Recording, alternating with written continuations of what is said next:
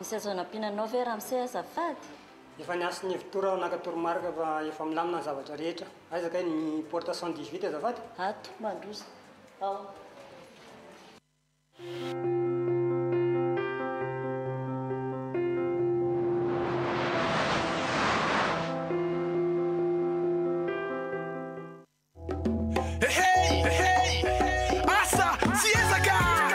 Antitahim-bariky ny fiainana izay tsy mamboko ny tsy homo.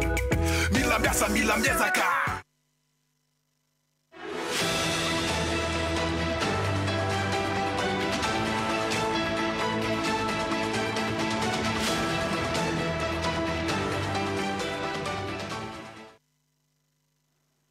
Miarahaba tomboky lasy tomboky vavy tonga soa indray ato anatin'ny fandarana adevitra amin'ity zoma akariva ity. Ny vahintsika amin'izao takariva izao dia ny ministry ny paostra ny fifandraisan-davitra ary ny fampiroboroboana ny ahitao Arakajy Mirindra, Andriamatoa Ramahery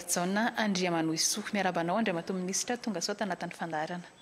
Miarabanao Mirana amin'izao fotoana izao ary dia misaotra ihany koa ny télévision malagasy sy ny radio pirenena nanasa tonga eto ary miaraba ihany koa anareo rehetrarehetra malagasy izay mieno amin'ny alalan'ny radio nationale malagasy sy mijery ihany koa amin'ny alalan'ny télévision malagasy. Andriamatoa ministra, ny ministera izay sahaninao dia isan'ireo nitondra fanavaozana goavana tamin'ny tontolon'izay hoe ahitao Arakajy Mirindra ny paostra fifandraisan-davitra izay. Mba afaka hazavainao ve dia tia ampiandohana ny mahakasika an'izay fanavaozana noentina izay?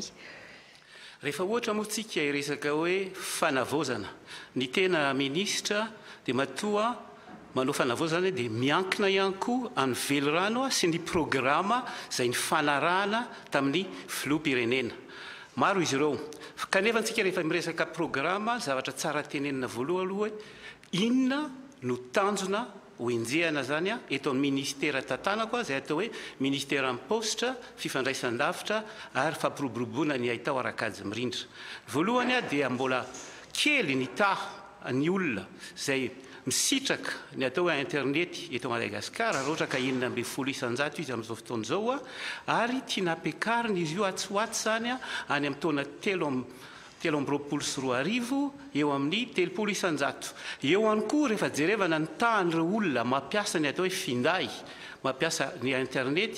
dia mbola ambany ihany koa izy ireo satria eo amin'ny 970 isan-jato izy ireo ary tanjona enjehantsika zany ny ampiakatra azy any amin'ny 70 isan-jato. Ahoana moa zany no fomba atratrarantsika an'izany ampivoarana ny firenena malagasy. Nisy zany atao hoe axe prioritaire anankitelo ny raisina. Ny voalohany dia amin'ilay atao hoe désenclavement, zany hoe ataotsika zany izay hitondrana n'ireo teknôlôjia ireo any amin'ireny toerana na ny toerana lavitra azy. Manarakarak'izay hoentintsika ihany koa ny atao hoe inclusion financière, zany hoe hoentintsika ary ho resarintsika rehefa avy eo zany hoe amena ny olona koa zany mba fahafahany misitraka an'izany hoe manao transfert d'argent ahafahany koa mba manokatra compte ohatra any amin'ny paostra sy ny sisa ary koa manao petrabola. Dia ny fanontelo manaraka dia ny digitalisation, mino angamba mirana fa ho resahantsika lalindalina kokoa izy zany zay koa zany dia ao anatiny io zavatra io. Zany zavatra zany rehefa natao dia misy projet maromaro izay nentina taorianan'izay. Kanefa nalohany hitondrana projet dia zavatra lehibe iray aloha natao teo amin'ny ministera hoe nentina teo amin'ny ministera fomba fiasa vaovao amin'ilay atao hoe hoentina amina approche projet daholo ny zavatra rehetrarehetra natao. Ka ireo approche projet ataonao iray tsy ny ministera iray no manao azy, fa ny zavatra mahafinaritra dia tena miara-miasa tanteraka ny ministera, ny paostra malagasy, ny arteky ary miaraka miasa aminay koa ny OTME. Zay angamba no zavatra atao hoe fomba nentina anaovana an'ilay izy. Reta atoatony mahakasika an'ilay hoe smart village manerana Madagasikara ny fametrahana an'izay. Inona ny mahakasika an'izy io aiza ho aiza ny fametrahana an'izay to Madagasikara? Zavatra goavana io ary nekeny ary nomeny ny filohan'ny repoblika ary koa tena tohanany prime ministre. Ny smart village dia tsotra. Maro ireo toerana eto Madagasikara atao hoe lavidavitra any akodaoda any zay misy lafiny ekonomika matanjaka, mety fambolena vary zany, mety famokarana aretany zany sy ny sisa sy ny sisa. Misy koa nefa ny amin'ireny toeran'ireny mpianatra zay mety misy manala baka, misy atao hoe NMCEG manala BEPC, tsy mbola mahafantatra akory, mbola tsy nanao an'izany atao hoe internet, enina zavatra tsotra ataontsika raha na Facebook na Google ary tsy fantany. Misy koa ny olana amin'ireny toeran'ireny hoe ahoana no ahafahantsika mandoa ny karamam-panjakana, ahoana no ahafahantsika mandoa an'ireo zandary, ary misy ihany koa ny atao hoe tsy fandriam-pahalemana amin'ireny toeran'ireny noho n'izy tsy afaka miserasera, dia teo zany no ny angan'ilay hevitra hoe andaotsika anao an'ilay smart village. Le smart village zany dia atao amina toerana zay tsy misy réseau, nataoko hoe réseau télécom zany ahafahana manao internet, dia hitondrana an'ilay internet izy amin'ny alalan'ny satellite, tsy misy herinaratra, dia hitondrana plaque solaire koa izy ahafahana manatanteraka ny asa tao, tsy misy poste, tsisy zany ahafahany na dia hoe mifanerasera na mandefa taratasy ny sisa,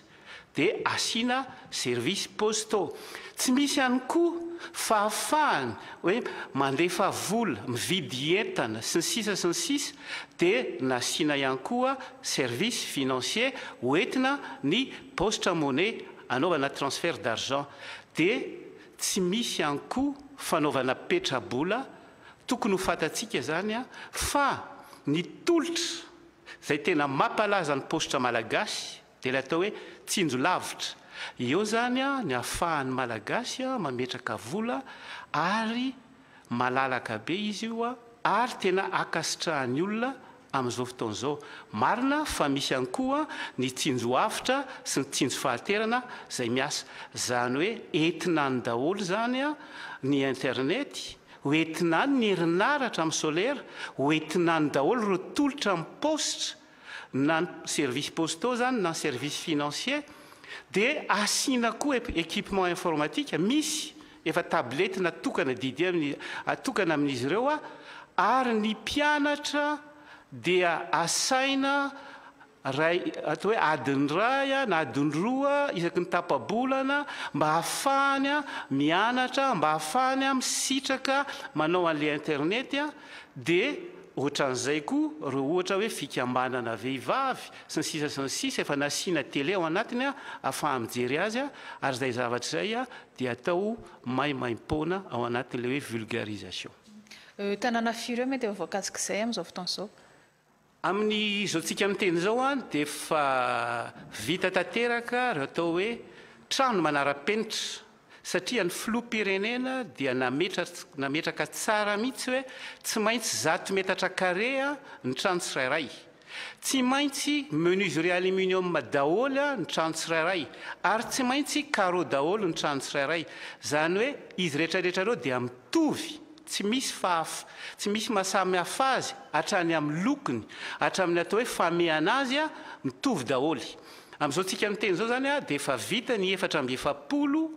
fa ny ataonay amin'izao fotoan'izao dia eo ampametrahana ny atao hoe ireo fanaka ao anatiny ary eo ampanatanterahana ny fampiofanana an'ireo mpiara-miasa tongany. Ny tsika zany amin'izao fotoan'izao amin'ity volana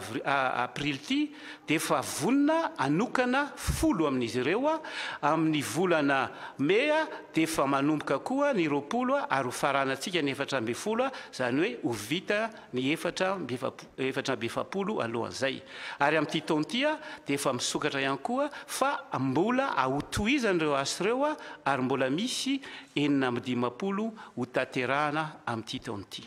Nambaranao teo Andriamatoa Minisitra hoe mizara 3 lehibe ny asa sy ny tetikasa eo anivon'ny ministera izay sahaninao teo le antsoinao hoe désenclavement, ny inclusion financière ary le resaka digitalisation. Afaka mba fitininao ve ny ireo tetikasa maromaro atao hoe zanaka tetikasa ao anatin'ireo tetikasa lehibe telo ireo izay sahaninao? Misaotranao Mirana tamin'ny fanontaniana, satria tena zava-dehibe ireo zany eo amin'ny ministera satria raha ohatra ka manao asa amin'ny ministera tokony misy hoe lalatsaina zany misy sehatra hoe ahoana ny fomba fitondrana ny asa raha raisitsika tsirairay eo amin'le désenclavement maromaro zavatra atao amin'io fa lazazavaiko hoe amin'ireny toerana zany hoe tsy misitraka ankehitriny zany ny atao hoe fifandraisan-davitra izy ireny zany dia efa ao anatiny zany araka ny resantsika teo le smart village satria toerana tsy misy zany no hitondrana n'izy ireny zay zany zavatra ray anisan'ny zavatra faharoa ihany koa ataonay amin'io dia ohatra zao raha raisitsika teny Beroro chef lieu de district Beroro kanefa na chef lieu de district ary izy io dia mbola tsy misitraka an'izany atao hoe internet atao hoe 3G na 4G dia mametraka ihany koa zany ny ministera nametraka an'ireo hoe équipement satellite ahafahana manao internet équipement informatique ary koa mitondra tablety ahafahan'ireo mponina indrindra ahafahan'ireo mpiasa-panjakana rehetra mandefa zay zavatra tsy maintsy alefany amin'ny alalana mailaka aty amin'ny tany aty amin'ny foibe sy ahafahany ihany koa mifanerasera amin'ireo mpiara-miasa aminy dia mbola misy koa amin'izao fotoan'izao misy ny atao hoe projet ataontsika hoe réseau de l'administration de Madagascar zay miampy amin'ireo fanarahana efa atao amin'ireo opérateur mbola manohy izahay amin'ny atao hoe développement rural amin'ny télécom tiana mariana moa fa teo amin'ny roa taona lasa zay dia efa navita nanangana maromaro tsika amin'ireny antenne any amin'ny toerana lalina ireny eo amin'ny inclusion financière samy mahafantatra tsika amin'izao fotoan'izao fa betsaka ny asa natao amin'ny poste malagasy amin'ny alalan'ny poste monnaie le poste monnaie moa zany dia ahafahantsika mandoa vola manome vola andreo mpiray-tandrazana nisy zany teo amin'ny tosika fameny nisy koa zany teo amin'ny vatsinankonana ary hitantsika zany amin'izao fotoan'izao zay goavana be eo amin'ny fandoavana ny atao hoe vatsim-pianarana ao anatiny zay fotoana foy zay zao nanomboka tamin'ny volana mars 2024 dia efa nisy olona 500 sy 300 atao 350 000 isany no efa nanokafana sy nandoavana tamin'ny an'io lalana poste monnaie io mino fa goavana zany tsy janony eo nefany ny amin'ny inclusion financière efa vita zao ny agrément amin'ny visa efa vita koa ny fanamarena indrizy io ary efa ivoaka amin'izay ny karatra hipoketra ina moa ny atao hoe karatra hipoketra ny karatra hipoketra dia carte visa prépayé zany hoe zay olona manana azy zany dia afaka mampiasa azy maka vola eny amin'ireny atao hoe distributeur afaka ihany koa izy afaka mividy zavatra amin'ny alalan'iny karatra iny na eny amin'ny mpivarotra zany na ataoko hoe le hoe en ligne zany ary eny na ohatra raha izy ka mivoaka ny firenena malagasy dia azo ny ampiasaina ihany koa ny karatra hipoketra ao aorianan'izay dia mbola mitohy ny fanohizana ny postra mitsitsikelikely na eo amin'ny lafiny zany idirany eo amin'ny microfinance ary any aorinany atao tsy ela dia hiditra koa izy amin'ny atao hoe banque postale ny farana gamba mialatsiny sola télédigitalisation le digitalisation teo dia misaotranao fa misy fanazavana kely aloha tiako ampidirina alohan'ny resantsika ny digitalisation satria tsy io akory ny farany raha ohatra tsika zany na enontsika mety atao hoe 5 taona lasa sy sisa dia nalaza be teto Madagasikara ny atao hoe resaka TIC le TIC zany dia atao hoe technologie de l'information et de la communication io zany tsy maintsy tanjona voalohany na atao hoe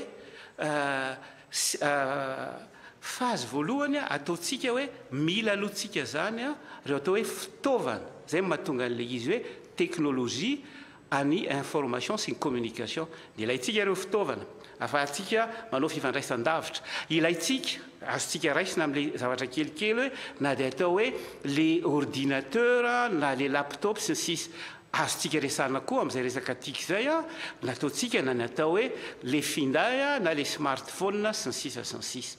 zay natao hoe fazy voalohany dia rehefa miditra tsika ao amin'ilay fazy faharoa efa tsy antsony zany tokony ho resahana fa miditra atao amin'ilay fazy ny atao hoe digitalisation ina moa ny atao hoe digitalisation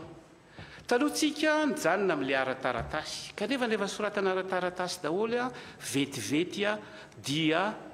sahirantsika amin'ny fanarahana le atao hoe le data na fanarahana le données eo zany tsika niditra amin'izay amin'le hoe digitalisation ampidiritsika tao anatin'le fitaovana resantsika natao hoe tiky tao daholo izy rehetrarehetra ary ny fitaovana misy amin'izao fotoana izao a sy ny data center dia mahazaka zay données rehetrarehetra ilayntsika hitantsika zany a amina fampiasana azy na any amin'ny Google na Facebook sy ny sisa rehetrarehetra eo zany dia tafiditra le données zay le digitalisation eo tsika zany dia efa navita asa be vitantsika ohatra tamin'ny herintaona ary nahitantsika fandresena teo amin'ny nanaovantsika ny kere tamin'ny Covdata satria teo amin'ny Covdata dia maro ireo données efa azontsika nampiasaina an'iny a nandresena arakitsika teo daholy nareo olona hoe nanao test PCR vitantsika ny antso an'izy ireo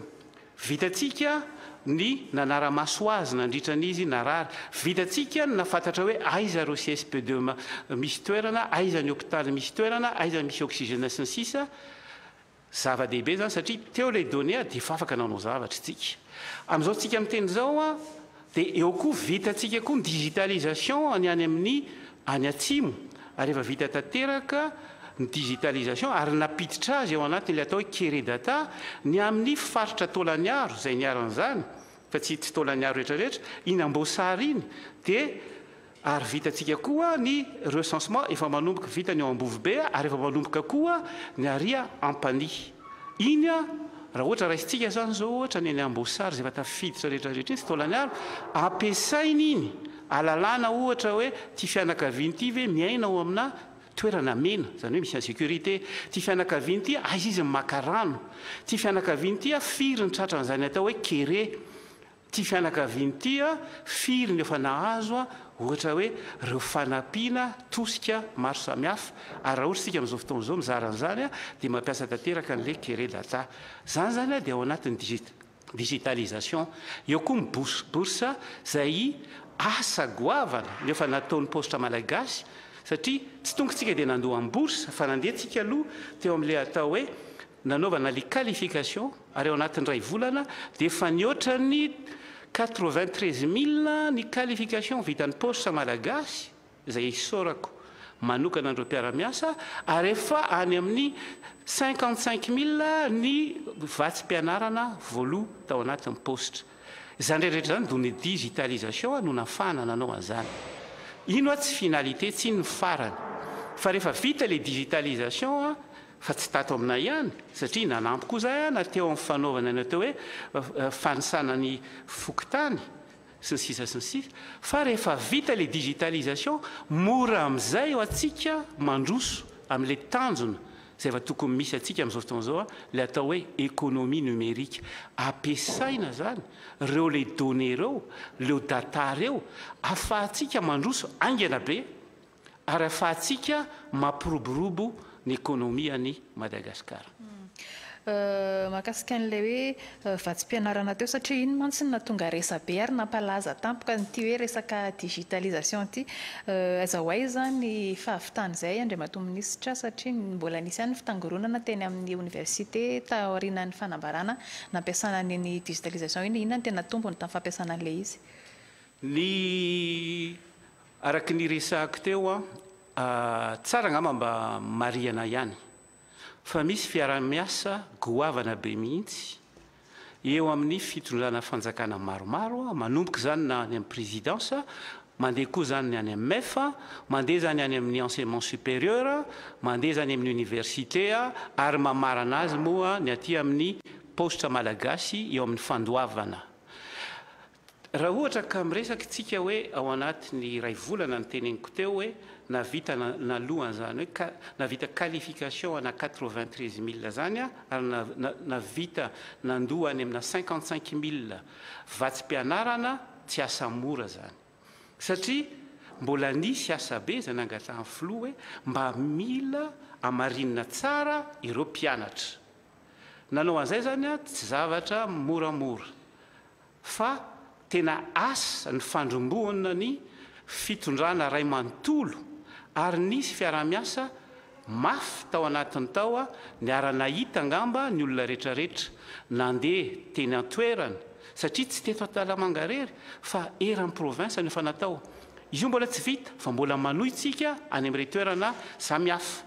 na amin'izao tsika miteny zao ara na dia efa natao ara le izy a dia maro koa na eo amin'ny fandamina ohatra hoe nisy koa ohatra ireo mpianatra tsy teo nataontsika hoe étudiant absent amin'ny fomba fandoavana azy a zay mbola iverenantsika amin'izao fotoana izao zany hoe na ny teo amin'ny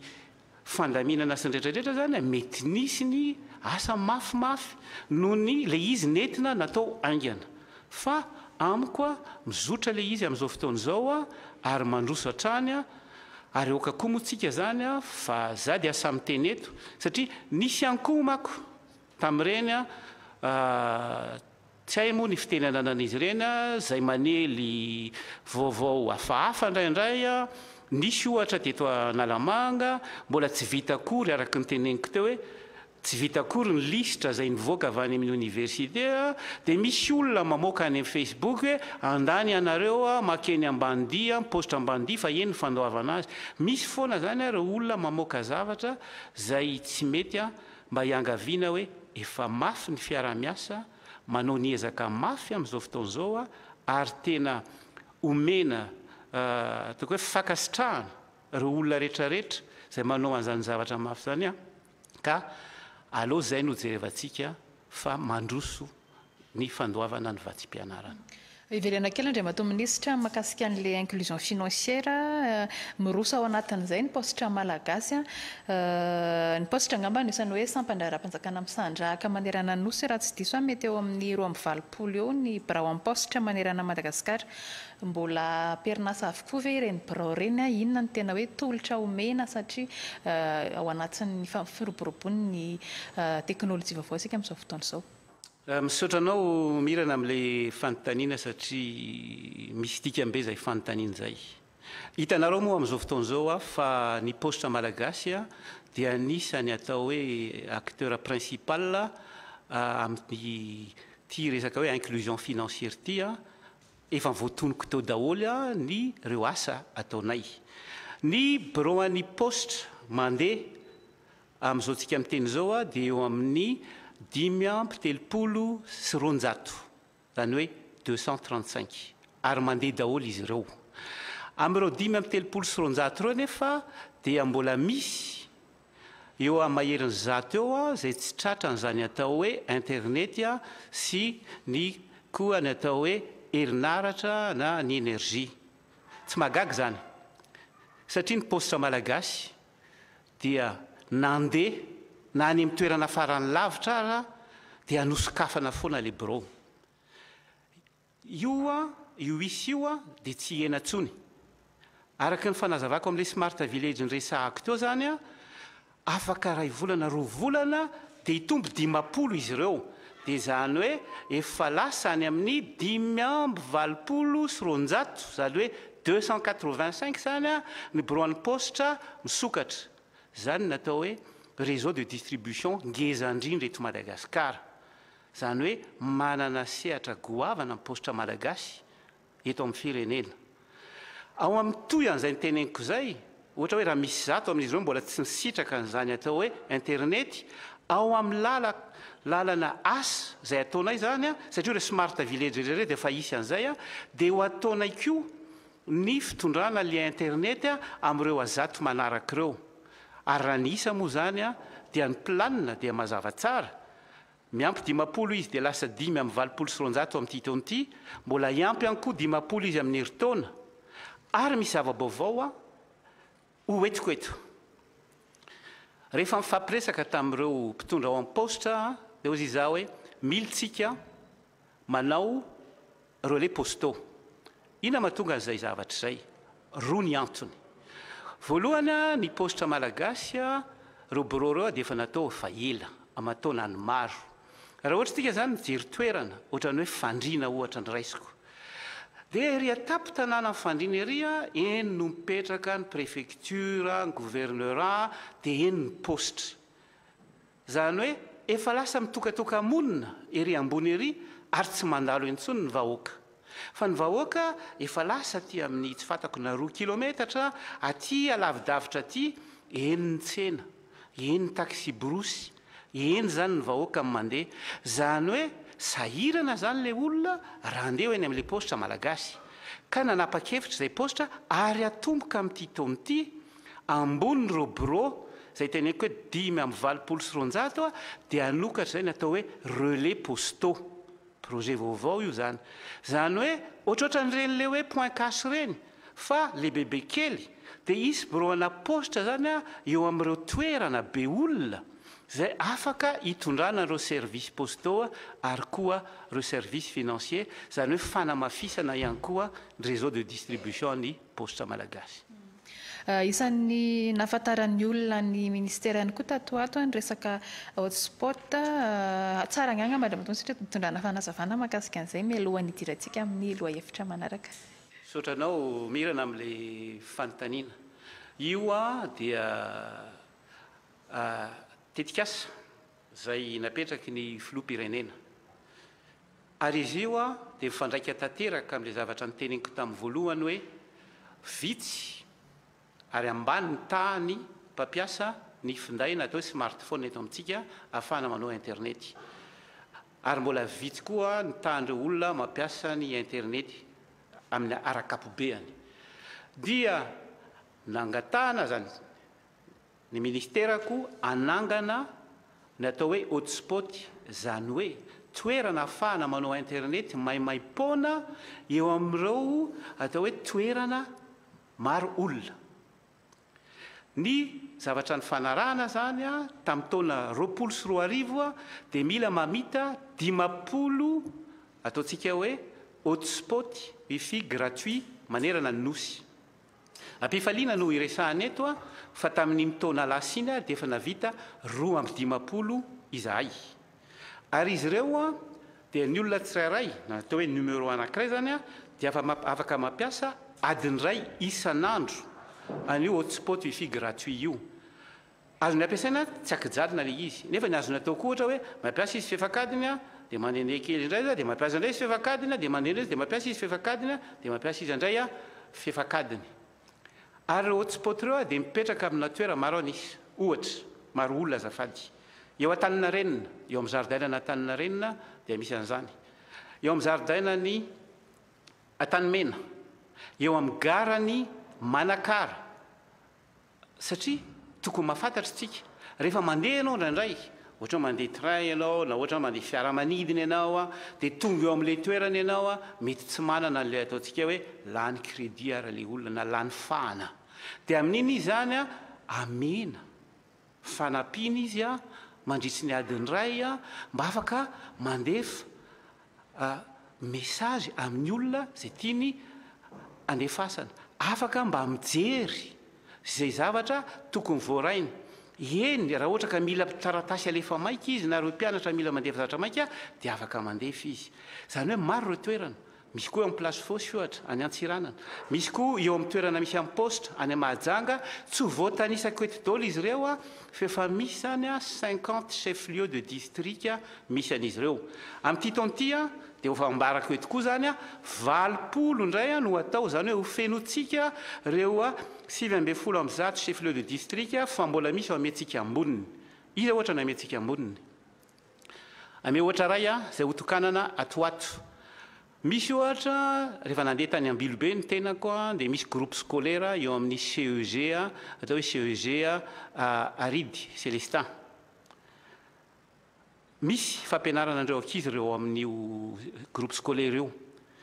Dia omena koa izy ireo zany an'ilay hotspot gratuit ahafahana manampy an'ilay mpianatra satria araka ny teneniko adidinay koa vulgarisation. Ohatra ny ataonay any smart village zany manampy amin'ny vulgarisation ho an'ireo tanorantsika satria ireo no avy firenena. Andriamatoa minisitra malaza koa tato ato ny resaka hoe piratage informatique na ny hacker mety mitarika amin'ny resaka fanodikotonam-bola. Inona ny fepetra raisiny fitondram-panjakana sy ny ministera tantananao mba hiadiana amin'izay? Ny hacker moa dia io dia misy foana io, ary raha ohatra tsika volana vitsivitsy nahititsika fa na ny atao hoe ny système d'information any Maison Blanche raha izay tokony ho matanjaka sy mafy indrindra dia mbola vitany zalahy ihany ny niditra tao anatiny. Ny fiarovana amin'io dia misy, ary ny fiarovana amin'io ataoko fa tsy dia hiditra lafiny teknika loatra, dia io dia misy anisan'izany io ohatra ny atao ohatra hoe anti-DDoS, izay hoe tsy dia hiditra lalina amin'ilay izy fa mipetraka daholo zany zavatra zany na any amin'ny opérateur, ary koa mipetraka koa zany any amin'ireo toerana ka ataontsika hoe data center ametrahantsika an'ireo serveur, ametrahantsika an'ilay données ana digitalisation resahantsika eto. Mba manararaotra kely ako mirana amin'ny izay fanontaniana zay. Isika malagasy moa amin'izao fotoana izao zany ary eto amin'ny MPTDN dia manaotsika le atao hoe réseau de l'administration de Madagascar. Izy io zany dia tolotra avy amin'ny Exim Bank ary raha miasa amin'ny orinasa Huawei. Zavatra efatra no atao anatiny. Zavatra voalohany izay efa eo ampanaovana azy amin'izao fotoana izao ary efa tonga eo amin'ny seranana eo Toamasina ireo fitaovana rehetrarehetra dia fanaovana ny atao hoe data center ny administration malagasy. Izany hoe mbola tsy manantsika fa anana amin'izay tsika. Izy io dia ho apetrakatsika eo Andotapenaka. Ary zavatra goavana be izy io ny trano itoerana dia efa vonona, ny fitaovana rehetrarehetra dia efa eo amin'ny seranana Tsambo ary hipetraka ato izy io. Ao koa zany dia hipetraka mazava tsara mihitsy reo application sy reo atao hoe na logiciel izay tianareo ahafahantsika miaro araka ny tenenina hoe mba tsy hatafidiran'ireto hackers ozy ianao ato amin'ireto données ny fanjakana, satria tena ilainy zany zavatra zany ary zavatra tsy azo aparitaka zany satria miankina amin'izay ihany koa raha ohatra ka tenenina amin'ny teny hoe souveraineté any Madagascar. Fa na dia mbola tsy mitsangana reo rehefa nresaka izay teo na ny kere data na ny cove data na sy ny sisa dia mipetraka amina toerana izay misy ihany koa fiarovana reo données rehetrarehetra reo. Mifandraika amin'izay ihany fa eo amin'ny lafiny tsy fandriam-pahalemana misy fiara-miasa ve eo amin'ny mpitandro ny filaminana sy ny ministera satria mety azo ampifandraisana ihany koa ny resaka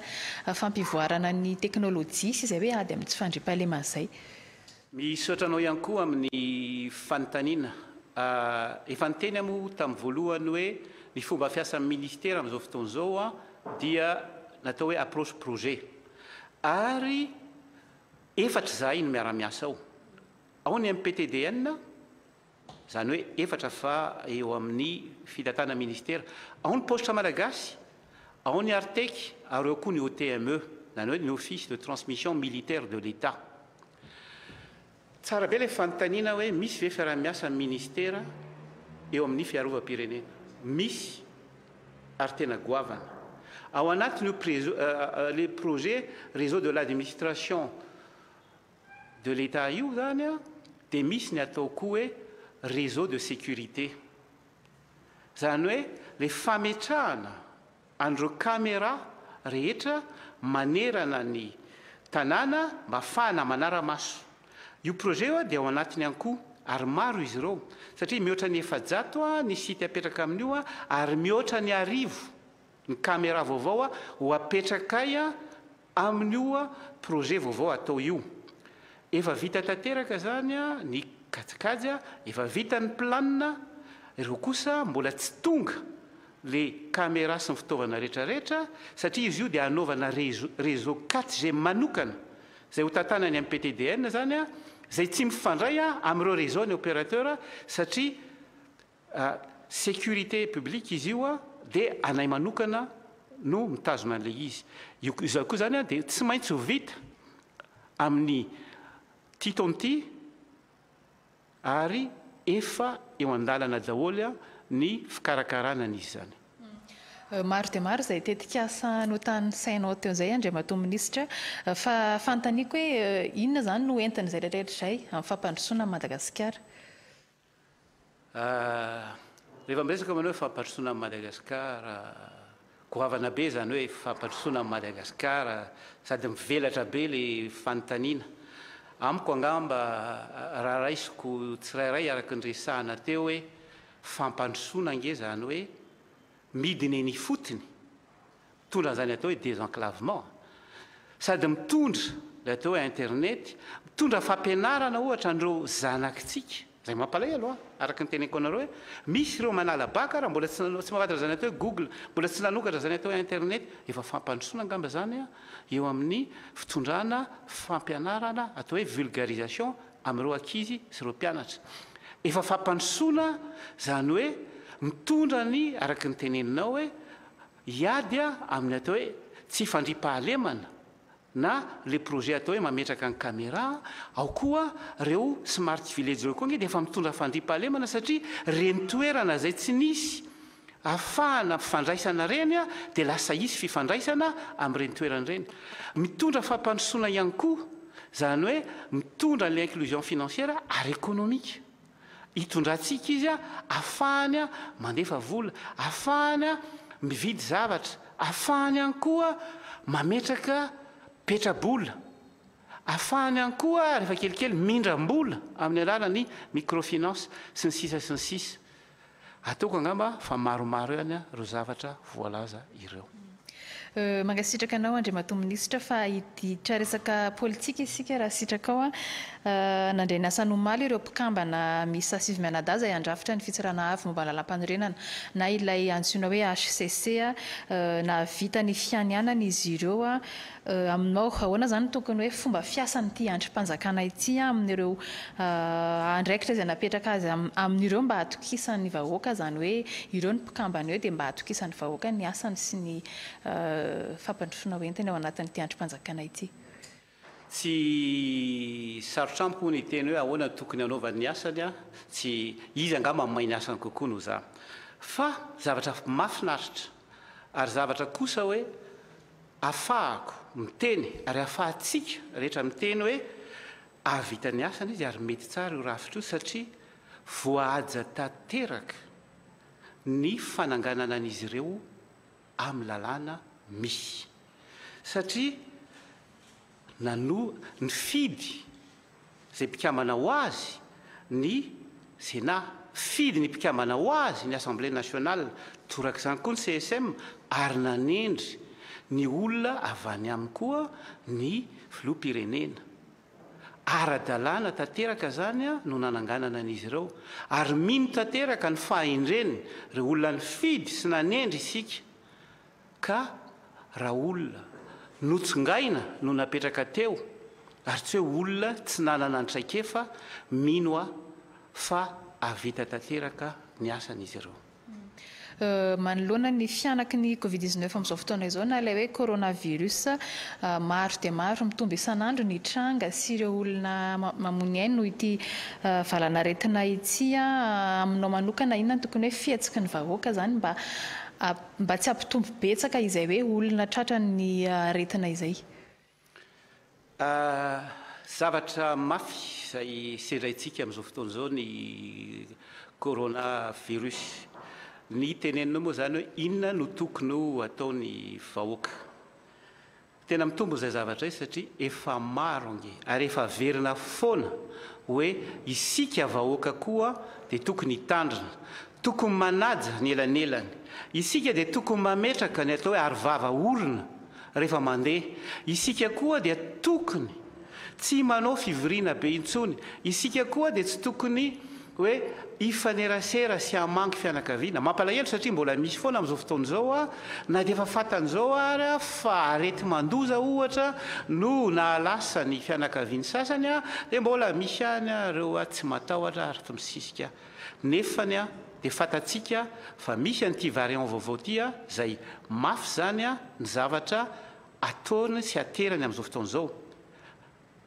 tsy eto Madagasikara ihany fa manerana n'izao tontolo izao ary mafy kokoa izy any amin'ny toeran-kafa ary tsika amin'izao fotoana izao dia tena miady ka mbola mafisiko etona foana zany hoe mba tokony hainoantsika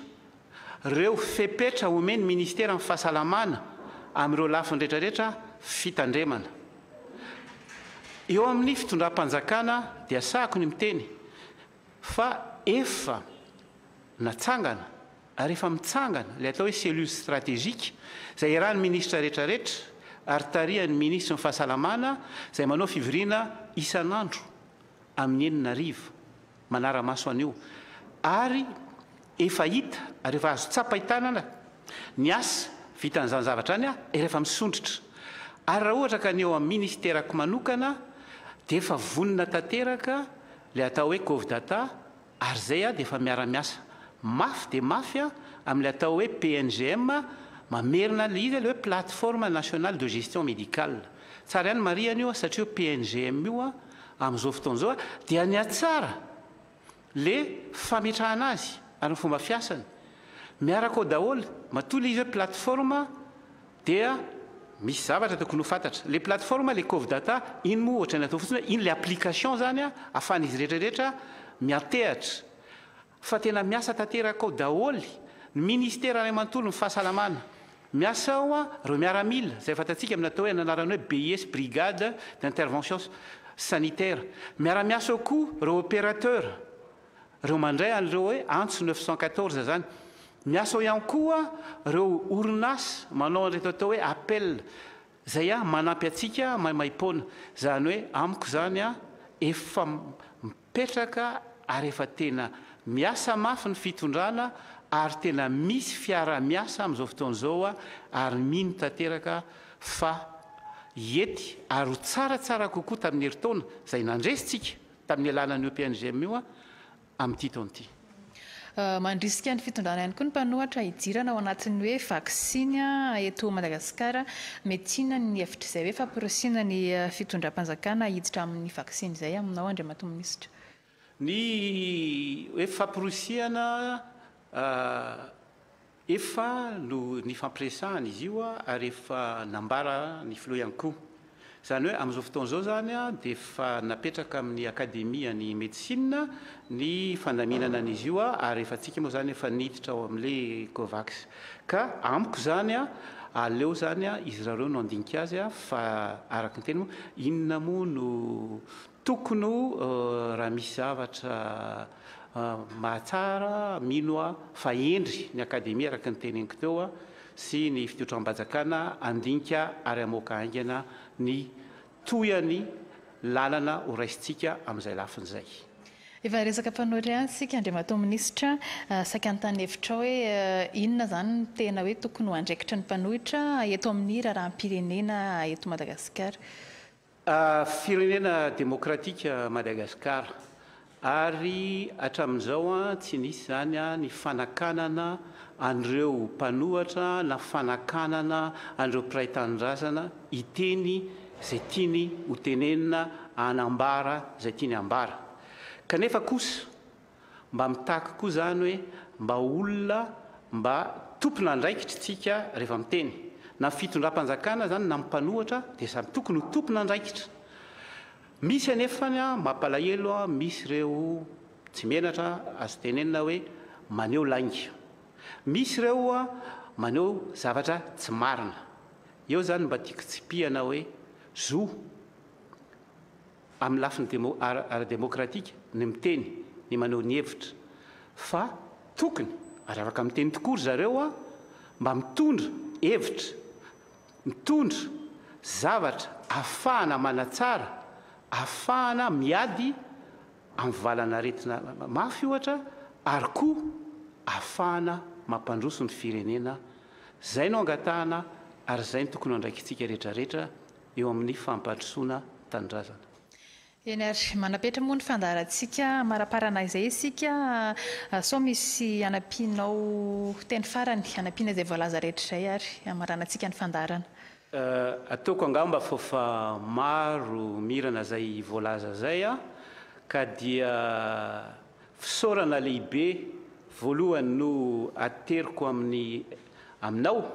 ary hoety kokoa amin'ny radio pirenena malagasy sy ny télévision malagasy dia fisaorana ihany koa anareo ny eno naharitra ny eno ka dia zavatra fangatahana sy fihiriana foana moa dia ny fandrosoantsika eto Madagasikara dia ny fandresentsika an'ity valana aretina mitranga eto ity misaotra tompoko lahy misaotra tompoko vavy. Ie dia mankasitraka ny minisitry ny posta ny fifandraisan-davitra ary ny fampiroboroboana ny Aitao Arakajy Mirindra Andriamatora Mahery Andriamanoitsoa isika nanaiky ny vahiny tato anatin'ny fandarana tamin'izao takariva izao dia tolorana fankasitrahana ihany koa isika rehetra mpiaino sy mpanaraka ny fandarana teto amin'ny televiziona malagasy sy ny radio Madagasikara mame fotoananao indray ary izahay ho amin'ny manaraka veloma tompoko.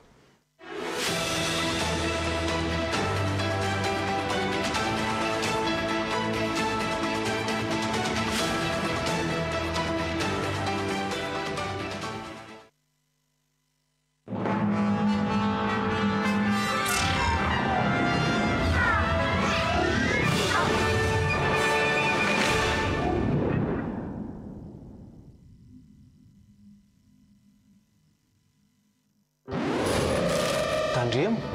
arety mandoza ny coronavirus. Isorohana ny tranga misy fahasarotana, manatona avy hatrany tobim-pahasalamana fototra, azahoanao